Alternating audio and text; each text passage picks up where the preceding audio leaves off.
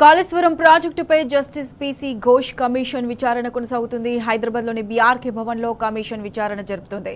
BRS అధినేత తెలంగాణ తొలి ముఖ్యమంత్రి కేసీఆర్ ఈ విచారణకు హాజరయ్యారు.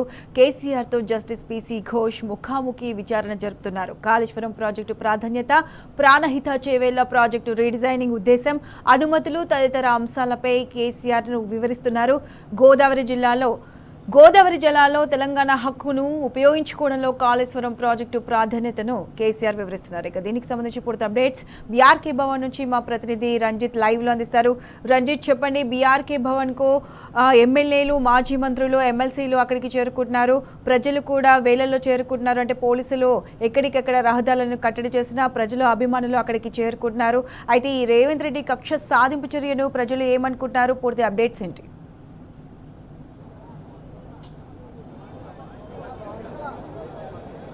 ప్రతిష, బీఆర్కే భవన్ దగ్గర పరిస్థితి చూసుకుంటుంటే దాదాపు 2 గంటలుగా వచ్చేసి ఇక్కడ కేసీఆర్ గారి విచారణ అనేది జరుగుతుంది.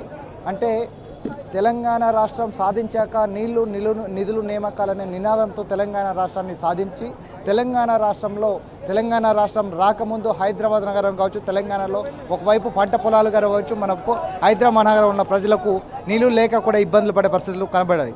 దానికి అనుగుణంగానే తెలంగాణ రాష్ట్రం ఏర్పడ్డ 10 సంవత్సరాలలో హైదరాబాద్ నగరంలో ఎక్కడ చూసినా మంచినీటి సమస్యలు లేకుండా కట్టుదిట్టంగా వచ్చేసి ప్రతి ఇంటికి నీళ్లు కావాలనే ఉద్దేశంతో ప్రతి ఇంటికి ఏర్పాటు చేసుకున్నట్టు పరిస్థితులు అనేవి కనబడుతున్నాయి. దానిలో ఆధారంగానే ఈరోజు కాళేశ్వరం కట్టి దానివల్ల వచ్చేసి ఎన్ని ఎకరాలకు అనేది నీళ్లు అందించాము, దానితో పాటుగా ఎన్ని ఎకరాలకు సాగు భూమి జరుగుతుంది, హైదరాబాద్ నగరంలో వచ్చేసి ప్రజలకు ఎలాంటి నీళ్లు ఇప్పించారనేది ఉంది. మనతో మాట్లాడడానికి కూడా స్థానిక నాయకులు ఉన్నారు. ప్రతి ఒక్కరు కూడా దాదాపు 2 గంటలుగా కూడా ఎండ అనేది లేకుండా కూడా ఒకవైపు బీఆర్ఎస్ కార్యకర్తలు కావచ్చు, మరోవైపు కేసీఆర్ అభిమానులు కూడా అందరూ ఉన్న ఎండలో కూడా అంటే ప్రతి ఒక్కరు కూడా వేచి చూస్తున్నారు. కానీ ఇక్కడ పోలీసులు చూసినట్లయితే ప్రతి ఒక్కరు కూడా కట్టుదిట్టంగా ఆంక్షలు చేసుకుంటూ అంటే స్వచ్ఛంగా వాళ్ళు నిలబడి వచ్చేసి వాళ్ళు కేసీఆర్ యొక్క అంటే లోపల ఏం జరుగుతుందన్న ఆరాటంతో చూస్తుంటే కూడా దానిని కనీసం కూడా పట్టించుకోకుండా కూడా పోలీసులు అనేది ఇబ్బందులు పెట్టే పరిస్థితి కనబడుతున్నాయి. దానిలో భాగంగానే మనం చూడొచ్చు. మనతో పాటుగా మాట్లాడుతున్నారు. బ్రదర్, చెప్పండి, అంటే ఇక్కడ ప్రశాంతంగా జరుగుతుంది, లోపల వచ్చేసి విచారణ కూడా జరుగుతుంది, కానీ ఇక్కడ చూసినట్లయితే పోలీసులు ఎక్కడికక్కడికి కట్టునిట్టంగా నిర్బంధం చేస్తున్నారు. దాన్ని ఏ విధంగా చూడవచ్చు? ఇది కాంగ్రెస్ పాలన. పోలీసులు ఒక కాంగ్రెస్ ఏజెంట్ లాగా పనిచేస్తారు. ఇవాళ కాంగ్రెస్ కాళేశ్వరం కమిషన్ వేసింది అంటుంది, కానీ ఇది కాళేశ్వరం కమిషన్ కాదు, ముమ్మాటికి కాంగ్రెస్ వేసిన కమిషన్ ఇది. ఇవాళ కేసీఆర్ గారు ఏం తప్పు చేసినా అండి? 1 కోటి ఎకరాలకు నీళ్ళు ఇవ్వడమా? ప్రపంచంలోనే కాదు, ప్రపంచంలోనే వరల్డ్ ఫస్ట్ ఇరిగేషన్ ప్రాజెక్ట్ ఇది. అంత పెద్ద ప్రాజెక్ట్కి బిరుదు ఇవ్వాల్సింది పోయి ఇవాళ కమిషన్ వేసి కేసీఆర్ గారిని నిలదీయాల్సిన అవసరం ఏమన్నది? ఏం పాపం చేసిండు కేసీఆర్? తెలంగాణ ప్రజలకి తెలంగాణ సాధించి తెలంగాణ ప్రజలకు మంచి చేయడమేనా కేసీఆర్ గారు చేసిన తప్పు? అంటే ఈ విధంగా చూసినట్లయితే ప్రతి ఒక్కరు కూడా అంటే కేసీఆర్ వచ్చేసి తెలంగాణ రాష్ట్రం కోసం నీళ్లు తీసుకువచ్చేసి ప్రతి ఇంటికి, ప్రతి ఎకరానికి సాగునీరు ఇచ్చినందుకు కాళేశ్వరం విషయాలకి ఏ విధంగా కాంగ్రెస్ ప్రభుత్వం విచారణ చేపడుతుందని కూడా చెప్తున్నారు. దాంతోపాటుగా మనతో మాట్లాడుకున్నారు. బ్రదర్, ఈ విచారణలో వచ్చేసి హైదరాబాద్లో నీళ్లు లేక కుండల ప్రదర్శన ఏర్పడే పరిస్థితి ఉండేది. అలాంటిది ఇంటింటికి కూడా నీటి లేకుండా ఏర్పడిన పరిస్థితులు ఉన్నాయి. అయినా సరే కాంగ్రెస్ ప్రభుత్వం విచారణ పేరుతోని తెలంగాణ రాష్ట్రాన్ని సాధించిన నాయకుని విచారణకు పిలిచారు. దాన్ని ఏ విధంగా చూడవచ్చు? మన తెలంగాణ జాతిపిత కేసీఆర్ గారిని విచారణ పిలవడము తెలంగాణ సమాజాన్ని అందరినీ కించపరిచిన విధంగా ఉంది. తెలంగాణ ప్రజలు కూడా అందరూ అబ్జర్వ్ చేస్తారు. ప్రజలందరూ కూడా ఇలాంటి విచారణ పేరుతోని ఆయన చేసిన పనులను కప్పిపుచ్చుకోవడానికి ఇలాంటి విచారణ చేపట్టి పబ్లిక్ను డైవర్షన్ చేయడానికి ట్రై చేస్తున్నాడు. ఆయన ఇచ్చిన పథకాలు అమలు చేయలేక నా దగ్గర డబ్బులు లేవని ఆ ఉద్దేశంతో పబ్లిక్ని అందరిని డైవర్ట్ చేసి కేసీఆర్ని ఏదో విధంగా జైలుకు పంపించాలి, నేను కూడా పోయొచ్చిన కదా వాళ్ళని కూడా జైలుకు పంపించాలన్న వికృత శాస్త్రాలు చేస్తున్నాడు తప్ప తెలంగాణ ప్రజలకు న్యాయం చేయాలి, తెలంగాణ ప్రజలను మంచి చూడాలి, తెలంగాణ ప్రజలకు ఏం చేయాలనే ఆలోచన మాత్రం ఈ ప్రజెంట్ ముఖ్యమంత్రికి ఏమాత్రం ఆలోచన లేదు.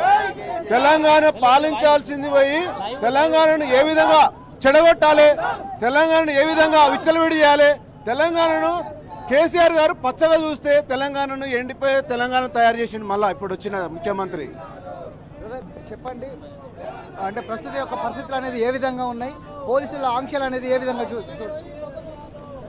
తెలంగాణ ప్రత్యేక రాష్ట్రం రావాలని చెప్పేసి తెలంగాణ ప్రజలు ఆనాడు తెలంగాణ ఉద్యమంలో పాల్గొంటే కూడా అప్పటి పోలీసులు మాత్రం ఇంత దుర్మార్గంగా ఇంత ఘోరంగా ఇంత అనాలోచితంగా పరిపాలన చేయలేదు. రేవంత్ రెడ్డి గారి సూచన మేరకు రేవంత్ రెడ్డి గారు తెలంగాణ ముఖ్యమంత్రి రేవంత్ రెడ్డి గారు అయిన తర్వాత కూడా ఇంత దుర్మార్గంగా ఉన్నదంటే కేసీఆర్ గారిని ఇబ్బంది పెట్టే ప్రయత్నము చేస్తూ ఉన్నారు. కానీ తెలంగాణ ప్రజలు బాగుండాలని బాగుపడాలని నిజంగా వాళ్ళు చెప్పేటటువంటి పథకాలు అమలు చేయాలని కనీస అవగాహన లేకుండా ఈరోజు రేవంత్ రెడ్డి ఈ కాంగ్రెస్ పార్టీ నాయకులు ఉన్నారని చెప్పేసి మీ సందర్భంగా చెప్తున్నాం. ఇంకొక విషయం, కేసీఆర్గా తెలంగాణ జాతిపిత అయినటువంటి, తెలంగాణ రైతు బాంధవుడు అయినటువంటి, తెలంగాణ ఆత్మ బంధువు అయినటువంటి, తెలంగాణ రైతు బాంధవుడు అయినటువంటి కేసీఆర్ గారిని కమిషన్ పేరు మీద తీసుకొచ్చి ఇబ్బంది పెట్టే ప్రయత్నం చేస్తే గనక ఇట్లాంటి కుతంత్రాలు ఎన్ని చేసినా కేసీఆర్ గారికి తెలంగాణ ప్రజలకు ఉన్నటువంటి ఆ బంధాన్ని అనుబంధాన్ని రేవంత్ రెడ్డి కాదు, రేవంత్ రెడ్డి లాంటి ఎంతమంది నాయకులు ముఖ్యమంత్రులు వచ్చినా కూడా విడదీయలేరని చెప్పేసి సందర్భంగా తెలియజేస్తా ఉన్నాం. అదేవిధంగా కేసీఆర్ గారిని ఇక్కడికి తీసుకొచ్చిన ఈ రోజే కాంగ్రెస్ పార్టీ మరియు రేవంత్ రెడ్డి పతనం ప్రారంభమైందని చెప్పేసి సందర్భంగా మేమంతా హెచ్చరిస్తా ఉన్నాం. జై తెలంగాణ, జై కేసీఆర్. ఓకే, అంటే ప్రతి ఒక్కరు తెలంగాణ రాష్ట్రంలోని పడ్డ ఇబ్బందులు, తెలంగాణ రాష్ట్రం ముందు ప్రజలందరూ కూడా నీళ్లు లేక వచ్చేసి పచ్చని కొండలు ఏడిపిన పరిస్థితులు ఏవైతున్నాయో వాటన్నిటిని తెలంగాణ రాష్ట్రం సాధించిన తర్వాత నీళ్లు నిమ్మకాలు ఏర్పాటు చేసి దానిలో ప్రతి ఒక్క ఎకరాకు కూడా నీళ్లు తీసుకొచ్చిన పరిస్థితులు ఉన్నాయి. కానీ కాంగ్రెస్ ప్రభుత్వం వచ్చేసి ప్రతి ఒక్కరికి అంటే గతంలో కాళేశ్వరం రాకముందు నీళ్లు లేక పచ్చని పొలాలు ఎండిపోయేటి, దాంతోపాటుగా హైదరాబాద్ నగరంలో కూడా నీళ్లు లేక కూడా కుండల ప్రదర్శన జరిగేది. ప్రస్తుతానికి కాళేశ్వరం ద్వారా ప్రతి ఇంటికి నీళ్లు అందించారు. కానీ వీళ్ళు కాంగ్రెస్ ప్రభుత్వం వచ్చేసి కాళేశ్వరం పేరున కేసీఆర్ గారిని విచారణకు వెళ్ళడాన్ని ఏ విధంగా చూడవచ్చు? కేవలం కాళేశ్వరం ఒక కమిషన్ అని చెప్పేసి ఇది రాజకీయం చేస్తున్నారండి. మనందరూ తెలుసు, తెలంగాణ ఉద్యమం జరుగుతున్నప్పుడు మన నీళ్లు నిధులు నియామకాలను మనం పోరాటం చేసినాం. తెలంగాణ రాష్ట్రం ఆవిర్భవించిన తర్వాత మన రాష్ట్రానికి నీళ్లు కావాలి అంటే మనకు తెలుసు తెలంగాణ మెట్ట ప్రాంతం. సో లిఫ్ట్ ఇరిగేషన్ ద్వారానే తెలంగాణకు నీళ్ళు అంతాయి. కాబట్టి మన నాయకుడు కేసీఆర్ గారు కాళేశ్వరం ప్రాజెక్ట్ నిర్మించడం జరిగింది. కాళేశ్వరం ప్రాజెక్ట్ అంటే కేవలము ఒక చిన్న ప్రాజెక్ట్ కాదండి, అది 3 బ్యారేజీలు, 15 రిజర్వాయర్లు, మళ్ళీ 19 సబ్స్టేషన్లు, 21 పంప్ హౌస్లు, ఈ రకంగా 500 స్క్వేర్ కిలోమీటర్స్కి నీళ్ళు అందుతూ ఉంది. ఈరోజు వ్యవసాయానికి, తాగునీరుకి, ఇండస్ట్రియల్ నీడ్స్కి మీట్ అవుతున్నటువంటి బ్యారేజ్ ఇది ఏదైతే ఉందో కాళేశ్వరం ప్రాజెక్టు. కాళేశ్వరం ప్రాజెక్టులో మొత్తం 239 పిల్లర్స్ ఉన్నాయి. 36 నెలల్లో ఇంత పెద్ద విశ్వంలో ఇంత పెద్దటువంటి ప్రాజెక్ట్ కట్టినటువంటి కేసీఆర్ గారు మరి ఈ రేవంత్ రెడ్డి ప్రభుత్వం వచ్చి 18 నెలలు దాటిన తర్వాత కూడా 4 పిల్లర్లు కూడా రిపేర్ చేయలేకపోతా ఉన్నారు. అది రిపేర్ చేయకుండా దాన్ని బూచిగా చూపించి కేసీఆర్ గారిని, బీఆర్ఎస్ని నాయకులని ఇబ్బంది పెట్టే విధంగా, అపాసుపాలు చేసే విధంగా ఒక కుట్ర చేస్తూ ఉన్నారు. ఇదంతా ఏంటంటే ఆచరణ సాధ్యం కాని హామీలు ఇచ్చిర్రు, అవి అమలు చేయలేనటువంటి పరిస్థితిలో ఉన్న ఈ కాంగ్రెస్ ప్రభుత్వాన్ని, రేవంత్ రెడ్డి ప్రభుత్వాన్ని ప్రజలు నిలదీస్తారు. ఎక్కడ పోతే అక్కడ నిలదీస్తూ ఉంటే వాళ్ళు జవాబు చెప్పే పరిస్థితులు లేక ప్రజలని దృష్టిని మరలించే విధంగా ఈ రకంగా ఈ కమిషన్లు గుర్తుపెడతా ఉన్నారు. ఇదంతా ఏంటంటే కోడి మీద గుడ్డు మీద బొచ్చు వీకేటువంటి ప్రయత్నం మాత్రమే జరుగుతూ ఉంది. ఈరోజు రేవంత్ రెడ్డి ప్రజలకు జవాబు చెప్పాలి. నువ్వు 2500 రూపాయలు ఇస్తాను ప్రతి మహిళకి, ఏమైంది?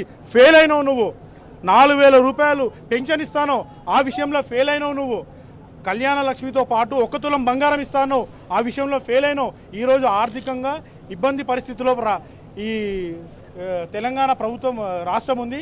ఎందుకంటే ఈ రేవంత్ రెడ్డికి కేవలం అసలు అనుభవమే లేదు. కనీసం మంత్రిగా పనిచేసినటువంటి అనుభవం కూడా లేని రేవంత్ రెడ్డిని ముఖ్యమంత్రిని చేసిన. అందుకే ఆయన అన్నాడు నేను గుంపు వేసినని.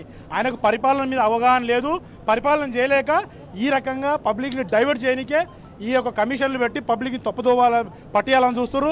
ఈరోజు తెలంగాణ రాష్ట్రంలో ఎలక్షన్ జరిగితే అఖండ మెజారిటీతో మరి బీఆర్ఎస్ పార్టీ గెలిచి కేసీఆర్ గారు మళ్ళీ ముఖ్యమంత్రి అవుతారు అనే విషయం ఈ పరిస్థితి అంటే దాదాపు కాంగ్రెస్ ప్రభుత్వం అమలు కాని హామీలు ఇచ్చేసి 420 హామీలు ఇచ్చి ఎలాంటి పథకాలను కూడా నెరవేర్చలేక ఓన్లీ అంటే డైవర్షన్ పాలిటిక్స్ అనేది చేస్తున్నారని చెప్తున్నారు. కాళేశ్వరం తీసుకొచ్చిన అపర భగీరథుని ఈ విధంగా విచారణకు పిలిచడం ఎంతవరకు సబబని కూడా రేవంత్ రెడ్డి సర్కార్ని ప్రజలందరూ క్వశ్చన్ చేస్తున్నారు. దాంతో పాటుగా అంటే ఎక్కడ చూసినా దేశంలో ఇప్పటివరకు ఎలాంటి అంటే లిఫ్ట్ ఇరిగేషన్ ప్రాజెక్ట్ని ఏర్పాటు చేసినటువంటి అపర భగీరథుని పైన ఇలాంటి విష ప్రచారం చేసినా కూడా ప్రజలందరూ గమనిస్తున్నారు. ఇప్పటికీ కూడా ఎలాంటి అభివృద్ధి చేయకుండా, ఎలాంటి సంక్షేమ పథకాలు ఇవ్వకుండా కూడా ఇలాంటి మాటలు